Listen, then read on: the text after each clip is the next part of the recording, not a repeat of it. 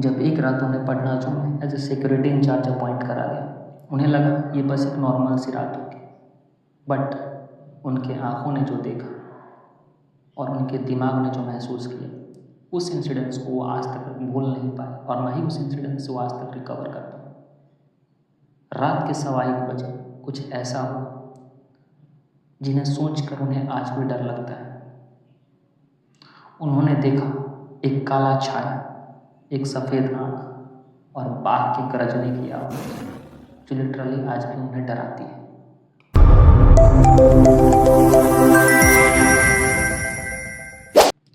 सो hello दोस्तों, I hope you are fine and doing great in your life. मैं हूँ Siddharth and welcome to my YouTube channel Siddharth insight.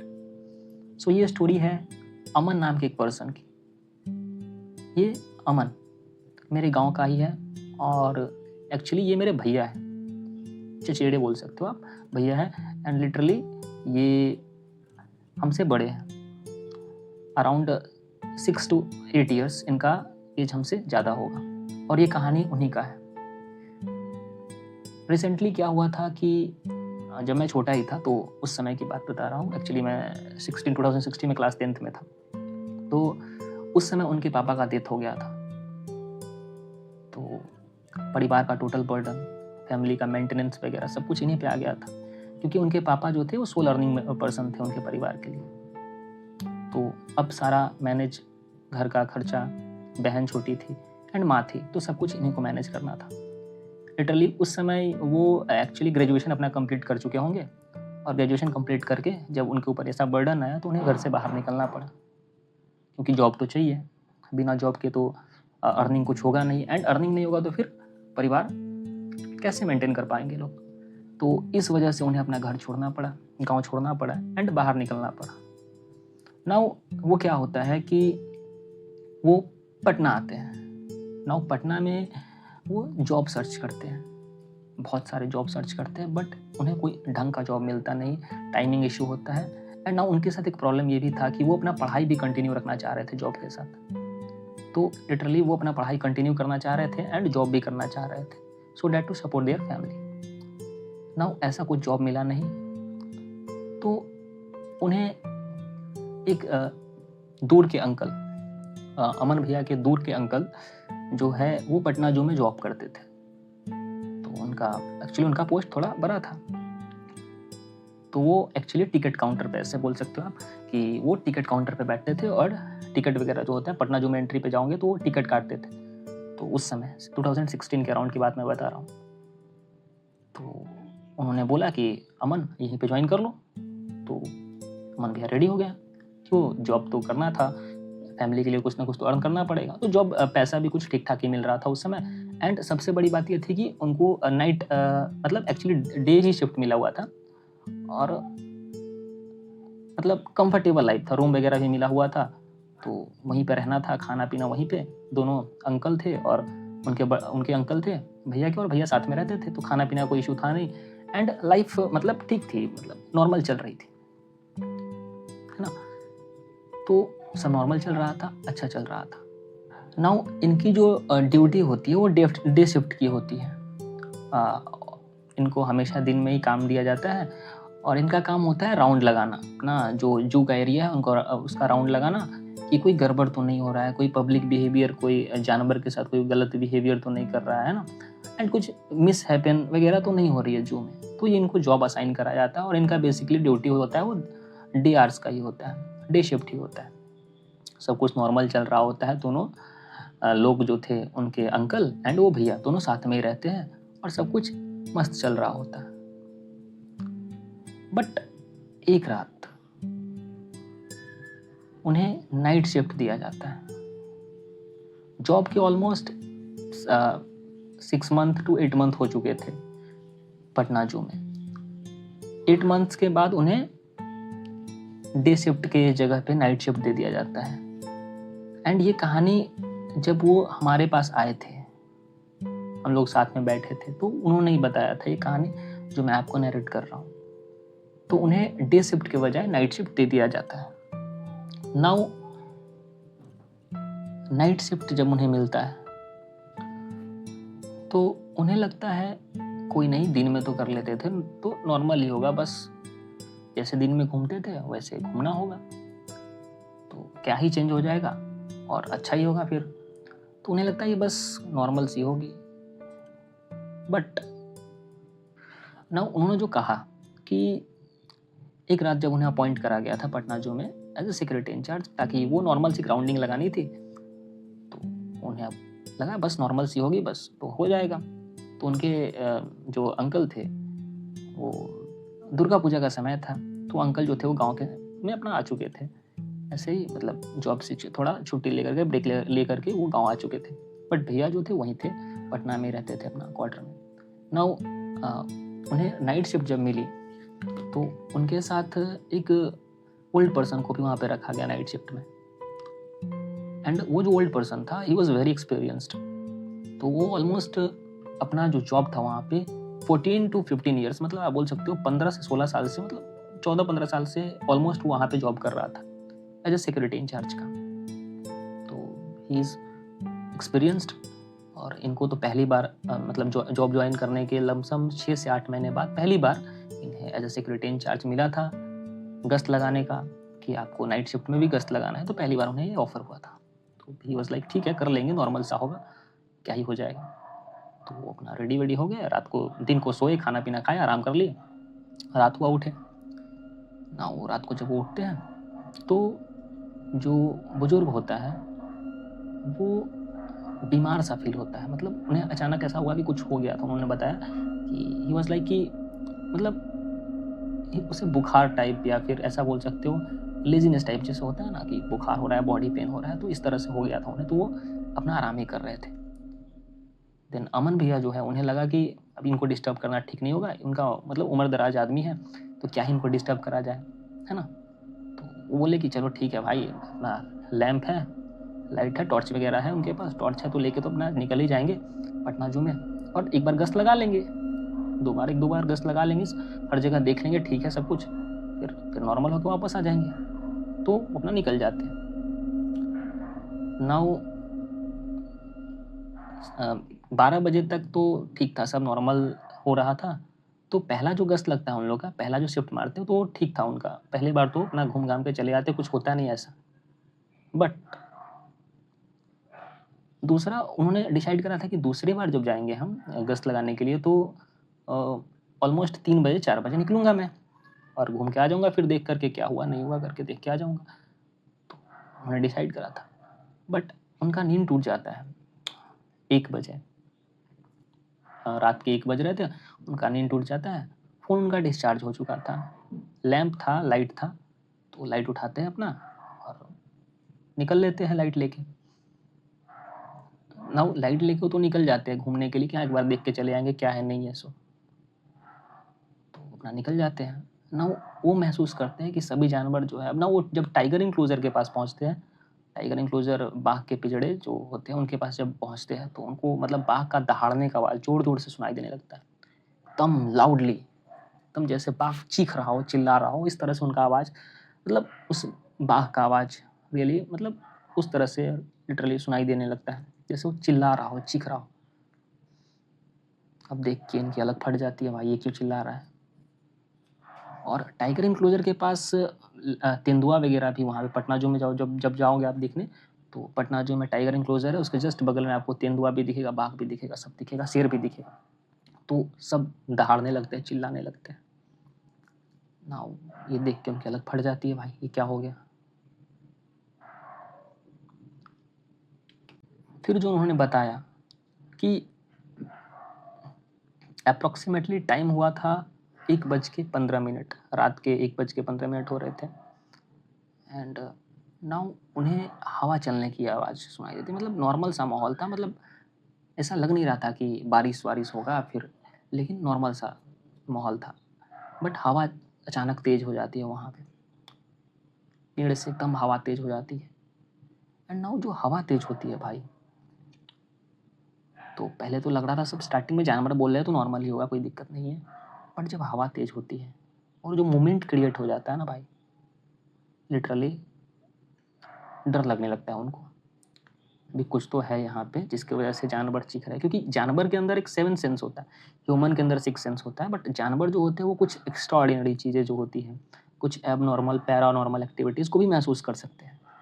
तो उनके दिमाग में ट्रिगर होता है, माइट भी हो ना हो, ये कुछ पैरानॉर्मल एक्टिविटीज़ की वजह से तो नहीं हो रहा, उनको ये लगता है ना, वो साइड हो जाते हैं थोड़ा। पेड़ के पास एक टाइगर इंक्लोजर के पास ही उनको दिखाई देता है एक शेड जैसा होता है, मतलब ईंट पत्थर का ही बना होता है, शेड जैसा होता है, वहाँ पर जाके वो छुप जाते हैं, है ना। लेकिन फिर भी जानवर की आवाज़ ज़ोर ज़ोर से सुनाई दे रही थी हर तरफ, बस टाइगर की, लायन की, तेंदुए की आवाज़ गूंज रही थी हर तरफ, लिटरली हर तरफ गूंज रही थी। नाउ वो छुप जाते हैं, बट वो महसूस कर पा रहे थे कुछ तो है यहाँ पे, निगेटिविटी ही है। उन्हें भी कुछ ऐसा महसूस हो रहा था कि कुछ तो भाई निगेटिव है यहाँ पे, मतलब जानवर बेवजह तो बोलेंगे नहीं रात में, उनको भी कुछ ऐसा खटकता है कि नहीं यार कुछ तो निगेटिविटी है। नाउ जैसे जैसे टाइम बीतता है, जैसे जैसे टाइम आगे बढ़ता है, तो आवाज़ धीरे धीरे बढ़ते जाती है, हवा की आवाज़, लिटरली हवा की आवाज़ बढ़ते जा रही थी, टाइगर की आवाज़ गूंजते जा रही थी, बढ़ते जा रही थी। नाउ ये देख के उनको और फट जाती है भाई, डर लगता है भाई, और छुप जाते हैं अचानक, मतलब बैट लाइट लेते हैं अपना, लाइट बंद करके, ये नहीं कि लाइट चालू करके अब जाए शेर बनने के लिए कि शेर बन रहा है सब तो मैं भी जाऊँ शेर बनने के लिए लाइट जला के देखने, ऐसा नहीं, लाइट बंद करते हैं और वो छुप जाते हैं। नाउ जैसे ही रात के 1:15 के लमसम होता है, घड़ी तो नहीं था उनके पास, लेकिन उन्होंने बताया कि अंदाजा, क्योंकि वो सोए नहीं थे, 12 बजे तक गश्त लगा के आ गए थे, और फिर ऐसे ही हुआ कि रात में माहौल अच्छा है, चलो घूम के आ जाएंगे, तो वो चले जाते हैं अपना। तो वो जैसा बता रहे थे कि लमसम 1:15 से लेके 1:30 के बीच का समय होगा। तो इस बीच में जब वहाँ पे वो थे, तो देखते क्या है कि पेड़ पे, लिटरली जो पेड़ था वहाँ पे, उस पे देखते हैं उल्टा उल्टा कुछ आदमी उतर रहा है पेड़ से,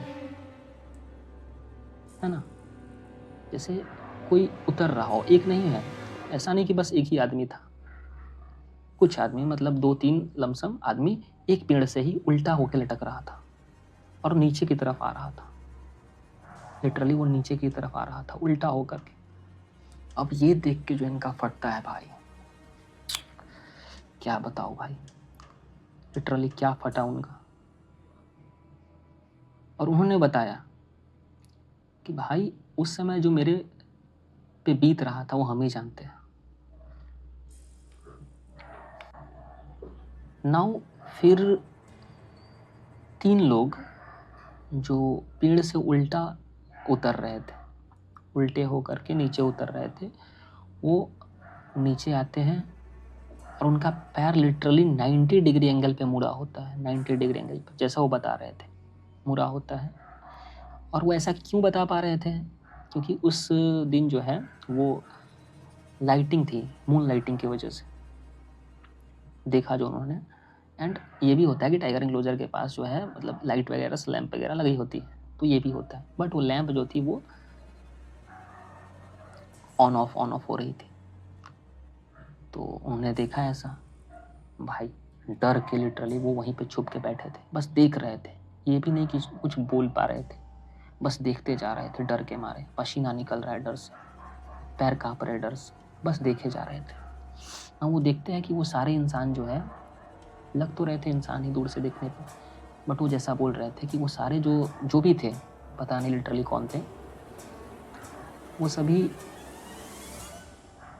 डियर इंक्लोजर की तरफ, जहाँ पे हिरण रहता है, उस तरफ बढ़ते जा रहे थे, slowly slowly slowly move on करते जा रहे थे। नाउ टाइगर इंक्लोजर से वो जो डियर इंक्लोजर है वो पास में ही है, मतलब तो देख पा रहे थे ना। वो अचानक क्या हुआ ना कि वो बाउंड्री है, बट फिर भी वो जो छाया था, जो भी था भाई, वो लिटरली उस डियर इंक्लोजर के अंदर घुस जाता है।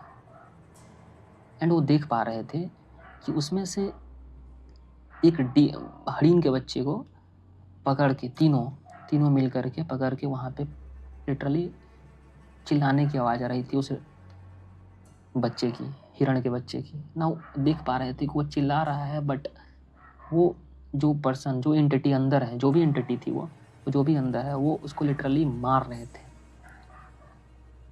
जिंदा खाने की, मतलब खाने का कोशिश कर रहे थे और खा ही रहे थे एक्चुअली।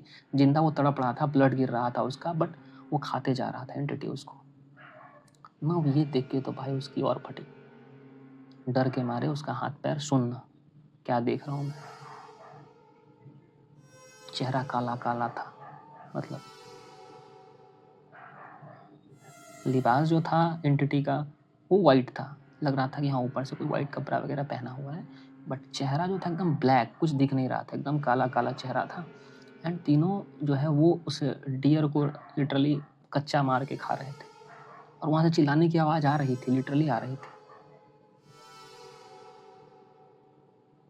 नाउ ये देखने के बाद भाई वो बंदा वहीं फ्रीज हो जाता है, वहीं पे लिटरली फ्रीज हो जाता है। फिर जो हुआ वो देखता रह गया। फिर वो क्या देखते हैं कि वो डियर जो है लिटरली वहाँ पर कच्चा उसको मार के खा जाता है। एंड वो लोग वापस आते हैं उसी पेड़ के पास एंड ऊपर चढ़ के फिर वहीं से जहाँ से उतरे थे वहाँ से चले जाते हैं। ना कहानी यहीं ख़त्म नहीं होती है, डर के मारे तो उनका फट चुका था वहीं पे। हिम्मत करके फिर भी लमसम 1 से 1.5 घंटे वो बता रहे थे कि वहीं पर वो बैठे रहे। फिर वहाँ से कैसे कैसे करके वहाँ से वो भागते हैं उठ के एंड लिटरली अपने क्वार्टर में आके बैठ जाते हैं। लाइट सारा ऑन करके क्वार्टर में आके अपने बैठ जाते हैं। जो बुजुर्ग वहाँ पे बीमार था, सोया हुआ था, उनको उठाते हैं। फिर जो उस बुजुर्ग ने बताया भाई, रियल स्टोरी तो ये है ना। वो जो ओल्ड पर्सन था वो लिटरली उनको समझाता है, पानी वानी देता है, बोलता है रेस्ट करने के लिए बोलता है, पानी वानी देते हैं अमन भैया को। ना अमन भैया वो पानी पीते हैं और अपना डर से उनका तो फटा पड़ा था, कंबल में घुस के अपना, दुर्गा पूजा के टाइम में थोड़ा थोड़ा ठंड का माहौल आ जाता है तो थोड़ा सा पतला सा कंबल था उसमें अपना घुस के सोने लगते हैं ना। रात भर उनको नींद नहीं आता है। जो इंसिडेंट्स उन्होंने देखा था वो उस बताते हैं, वो जो ओल्ड पर्सन था, जो बुजुर्ग था, एक्सपीरियंस पर्सन, उनको बताते हैं कि मैंने ऐसा ऐसा देखा। तो उसको भी डाउट होता है, बट कहीं ना कहीं वो स्माइल कर रहा था, मतलब उसे कुछ ना कुछ तो पता थी, कुछ ऐसा राज पता था जिसे वो छुपा रहा था। नाउ जब सुबह होता है तो अमन भी एकदम चीखते चिल्लाते हुए बाहर निकलते हैं ना। उन्होंने ये बात जो है बताई, सबको बताई। तो सर्विलेंस कैमरा जो होता है लगा होता है, तो सभी इंक्लूजर के पास लगा था, डियर इंक्लूजर के पास भी, टाइगर इंक्लूजर के पास भी। तो जब उसको ऑन किया जाता है एंड चेक करा जाता है तो पता चलता है कि रात के समय में ये जो अमन भैया थे ये खुद ही जा कर के वो जो शेड बना हुआ था वहाँ पर बैठे हुए थे। एंड इसके अलावा डियर इंक्लोजर के पास या फिर टाइगर इंक्लोजर के पास या फिर उस पेड़ के पास कोई उतर नहीं रहा था, कोई दिख नहीं रहा है, लिटरली कोई दिख नहीं रहा है, कोई पर्सन उतरा नहीं है, कुछ नहीं है। एंड नाउ रात में जो अमन भैया देखे थे कि डियर को कच्चा खा रहा है, मतलब पकड़ के तीनों जन मिल करके कच्चा फाड़ के खा रहा है इंसान, कोई एंटिटी थी, जो भी एंटिटी थी, तो वो जो एंटिटी उसे खा रही थी तो उन्होंने बताया था। तो ना वो जब उसे डियर इंक्लोजर के पास चेक करा गया तो कुछ ऐसा था नहीं, इन रियलिटी कुछ ऐसा सीसीटीवी फुटेज में कुछ ऐसा नहीं दिखा। नाउ जब ऐसा हुआ तो फिर जानवर का काउंटिंग करवाया गया कि मतलब एक्चुअली वो डियर अगर मान लीजिए खा गया होता तो मिसिंग होता। तो रात को उन्होंने देखा था पूरा ब्लड शेड हुआ पड़ा है, मतलब कच्चा खा रहा तो खून वगैरह वहीं पे गिर रहा है एंड वो लोग खा रहे थे, बस काला चेहरा था। लेकिन जब सीसीटीवी फुटेज को चेक करा गया तो उसमें से कुछ नहीं निकला, लिटरली कुछ नहीं निकला। बट सस्पेंस यहाँ पे था, जब डियर को काउंट करवाया गया तो एक डियर शॉर्ट था, मिसिंग था, लिटरली मिसिंग था, वहाँ पर एक डियर मिसिंग था। नाउ यहाँ पे सस्पेंस क्रिएट होता है कि वो डियर गया कहाँ। नाउ ढूंढने के बावजूद भी जब सीसीटीवी फुटेज में कुछ नहीं मिलता तो एज यू नो बिहार में फाइल्स बंद कर दी जाती हैं। एंड वैसा ही हुआ, सारे फाइल्स बंद कर दिए गए और केस क्लोज कर दिया गया। लेकिन डर तो इनके जहन में बैठ चुका था। जो इन्होंने देखा था, लिटरली इनका दिमाग प्रोसेस नहीं कर पा रहा था कि वो मैंने क्या देख लिया था। फिर जो ओल्ड पर्सन इनके साथ था उस रात, उन्होंने बताया कि स्टोरी सीसीटीवी फुटेज में नहीं, एंट्री रजिस्टर में है। ना इतना सुनते ही अमन भैया का टोटली दिमाग शॉक हो जाता है। जो वो पर्सन उन्हें बताता है कि सारा का सारा स्टोरी जो है वो सीसीटीवी फुटेज से लिंक्ड नहीं है, सारा स्टोरी लिंक्ड है एंट्री रजिस्टर से। तो वो शॉक हो जाते हैं। फिर उनके दिमाग में आता है लिटरली क्या था एंट्री रजिस्टर। तो लिटरली उस समय वो क्या करते हैं ना, जैसा जैसा उनके साथ हुआ था, जिस ट्रॉमा से वो गुजरे थे, उस इंसिडेंट्स के बाद वो भी दुर्गा पूजा का ही समय था, अपना जॉब वगैरह वहाँ से बैग पैक करते हैं एंड उसी दिन सुबह सुबह अपना गांव की तरफ निकल लेते हैं, क्योंकि अंकल तो गांव पे ही थे, तो वो निकल लेते हैं ना। जब वो गांव में आते हैं तो अपने अंकल को बताते हैं ऐसा ऐसा वहाँ पे हुआ था। तो फिर अंकल को ये भी बताते हैं कि वो जो ओल्ड पर्सन उनके साथ था, उन्होंने बताया था कि स्टोरी जो है, जो इंसिडेंट्स का रीज़न जो है वो सीसीटीवी फुटेज में नहीं मिलेगा, आपको एंट्री रजिस्टर में मिलेगा। तो अपने अंकल से पूछते हैं, तो अंकल जो उनको बताते हैं वो सुन के उनको और सबसे ज़्यादा शौक लगता है। उनके अंकल ये बताते हैं कि ऑलमोस्ट 2012 में वहाँ पे कुछ विजिटर्स आए थे, कुछ फॉरेनर विजिटर्स आए थे। एंड क्योंकि वो कुछ मतलब इससे बोल सकते हो आप, कुछ स्पेशल टाइप्स ऑफ पर्सन थे, नॉर्मल पर्सन नहीं थे, स्पेशल पर्सन थे, तो उन्हें स्पेशल ट्रीटमेंट दी गई थी एंड उनको एज अ गेस्ट बुलाया गया था पटना जू में।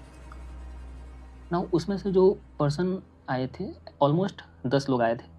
2012 की कहानी, और यहीं से वो कहानी लिंक होती है कि जब 2012 में वो ऑलमोस्ट 10 लोग आए थे, वहाँ पे फॉरेनर थे एंड वो जब वहाँ आए तो उन्हें एज ए गेस्ट रख लिया गया ना। वो रात के समय में और दिन के समय में ऑलमोस्ट 2-3 दिन के लिए वहाँ पे रुके थे, प्रॉपर वहाँ पे रुके थे। तो एक दिन क्या होता है कि वो उसमें से 3 पर्सन, एक तो लेडीज़ थी एंड 2 जेंट्स थे, वो 3 पर्सन जो है वो जाते हैं रात के समय में स्मोकिंग करने के लिए बाहर, मतलब जो भी गेस्ट हाउस होता है उससे वो बाहर निकलते हैं और घूमते घूमते सोचते हैं कि स्मोकिंग करें एंड स्मोकिंग करने के लिए वो अपने क्वार्टर से बाहर निकल के घूमने चले जाते हैं। नाउ जब वो सिगरेट अपना चलाते हैं एंड घूमते चिल, मतलब नॉर्मल सा घूम रहे होते हैं, तभी क्या होता है कि वो लोग मस्ती में थे, एकदम मस्ती में थे। 2012 की घटना है, तो उस समय था कि दारू शराब तो बिहार में चालू ही था, तो पी वगैरह भी लेते हैं, ड्रंक वगैरह भी करते हैं, सिगरेट्स वगैरह भी पीते हैं, और वो अरेंजमेंट उनके लिए ईजिली हो जाता है, तो वो करते हैं। नाउ करने के बाद क्या होता है कि वो जाके टाइगर इंक्लोजर के पास पहुंच के, बाघ का जो भी होता है वहाँ पे, जो मैं बता रहा था स्टार्टिंग में, उसके पास पहुंच करके वो लोग मस्ती करने लगते हैं। और वो लोग हीरो बनने के चक्कर में टाइगर इंक्लोजर के अंदर घुस जाते हैं। लिटरली उनके पास ही चाबी वगैरह होता है क्वार्टर के अंदर। ही वॉज अ गेस्ट, मतलब ऑनरेबल गेस्ट जो बोलते हैं अपन, उस टाइप के पर्सन थे। तो उनके लिए कोई इम्पॉसिबल नहीं था, चाबी उठा के ही निकले थे एंड पी पा के अपना उसके अंदर टाइगर इंक्लोजर के अंदर चले जाते हैं। नशे में होते हैं, लिटरली नशे में होते हैं। फिर उसी रात लिटरली उन तीनों की डेथ हो जाती है। ऑफकोर्स टाइगर इंक्लोजर के अंदर गए, बाघ जो है वो तीनों को मार देता है, बाघ तीनों को मार देता है। डेट था 27 नवंबर, जो उनके अंकल बताए, अमन भैया के अंकल जो ये स्टोरी बता रहे थे कि 27 नवंबर का दिन था, तो मार देते हैं। नाउ यहीं से एक्चुअल इंसिडेंट शुरू हो जाता है। अब कुछ लोग जो कुछ पर्सन, जो कुछ सिक्योरिटी गार्ड जो रात के समय में गश्त पे निकलते हैं, वो हर साल ऑलमोस्ट उसी डेट के अराउंड वहाँ पे पैरानॉर्मल एक्टिविटीज़ महसूस करने लगते हैं। और वो सबको महसूस होता है ना। तो पैरानॉर्मल एक्टिविटीज़, एंड इसी वजह से कोई उस समय उसमें कोई अपना नाइट शिफ्ट करना नहीं चाहता। एंड दैट्स वाई वो जो अमन भैया थे वो न्यू कमर्स थे, तो उनको इसके बारे में कोई आइडिया था नहीं। एंड वो जो उनका बुढ़ा था उनके साथ गश्त के लिए, वो बहाना कर लिया था लिटरली कि मुझे जाना नहीं है, और इसीलिए वो गया ही नहीं। उसे पहले से ये बात पता थी कि कुछ तो पैरानॉर्मल एक्टिविटीज़ है, एंड दैट्स वाई वो गया ही नहीं था। ना वो ये इंसिडेंस उनके साथ होता है, एंड बाघ लिटरली तीनों को मार देता है। एंड उसके बाद से पटना जू में 27 नवंबर के अराउंड, उसी डेट्स के अराउंड, वहाँ से पैरानॉर्मल एक्टिविटीज़ शुरू हो जाती है। ना जो भी व्यक्ति रात के समय वहाँ पे गश्त करता है, उसे सारी चीज़ महसूस होती है। ये कहानी जो अपने अंकल से वो सुनते हैं, लिटरली वो ये कहानी सुनने के बाद वॉज लिटरली शॉक्ड। एक तो उनका जो बुढ़ा था, वो बुढ़ा लिटरली सब कुछ जानते हुए इनको भेज देता है बाहर कि हाँ भाई तुम जाओ, और वो बहाना कर लेता है बीमार पड़ने का। इनके साथ ऐसा इंसिडेंस होता है ना। वो इसके बाद जो वो अपना वहाँ से निकल जाते हैं लिटरली, एंड 2-3 हफ्ते तक तो जाते नहीं, जॉब ज्वाइन करते नहीं है अपना। 2-3 हफ्ते बाद जब वहाँ जाते हैं, ज्वाइन करते हैं, तो वो दिन का शिफ्ट लेते हैं ऑलमोस्ट, एंड रात के समय जो होता है तो कभी भी 10 बजे के बाद अपना गश्त पे निकलते नहीं है। 10 बजे तक एक राउंड लगा के आ जाते हैं, एंड दूसरे के लिए 4 बजे, ऑलमोस्ट 4 बजे ही निकलते हैं, 4-5 बजे ही निकलते हैं। अब ऐसे करके बीतता है समय, इंसिडेंस खत्म हो जाता है ना। ये कहानी जो उन्होंने मुझे सुनाया था, मैंने बोला ठीक है, उनका मजबूरी था उस समय, वो जॉब करना तो मजबूरी था, फैमिली में परेशानी थी, पापा का डेथ हो चुका था, फैमिली प्रेशर था, माँ हाउसवाइफ थी, बहन का रिस्पॉन्सिबिलिटी था, तो उनको करना पड़ा था ना। वो पढ़ने में भी ब्रिलियंट पर्सन थे, तो भाई मतलब नेक्स्ट लेवल पर्सन थे, ब्रिलियंट पर्सन थे एक्चुअली। पढ़ते हैं, मेहनत करते हैं ना। पढ़ने के बाद क्या होता है, उनकी जॉब लग जाती है BSF में, एंड नाउ आज भी उनसे बात होती है हम लोग की। अभी जो है वो बंगाल में पोस्टेड है as a border security force, and आज भी बात होती है, तो कहानी सुनाते हैं। और आज भी गांव में आते हैं तो कुछ कुछ इंसिडेंट्स जो उनके साथ होता है बंगाल में, या फिर कुछ कुछ अपनी जीवन की कहानी बताते हैं। लेकिन लिटरली ये कहानी जो उन्होंने सुनाया था, तो भाई सुन के मैं भी शॉक हो गया था, एंड ही वाज लाइक कि मैं मरते दम तक कहानी कभी नहीं भूलूंगा सिद्धार्थ ना। कुछ लोग कहते हैं कि वो 3 लोग आज भी उन्हें दिखाई देते हैं, जो न्यू कमर्स ज्वाइन करते हैं पटना जू, उन्हें आज भी पटना जू में रात के समय गश्त दे दिया जाता है, एंड जब वो राउंड पे निकलते हैं तो उन्हें आज भी वो तीन छाया दिखाई देता है, और यही इंसिडेंस रिपीट होता है। आई होप कि आपको ये कहानी अच्छी लगी होगी। मिलते हैं नेक्स्ट स्टोरी में। Definitely I will bring for you a best horror story based upon true events. Thank you very much.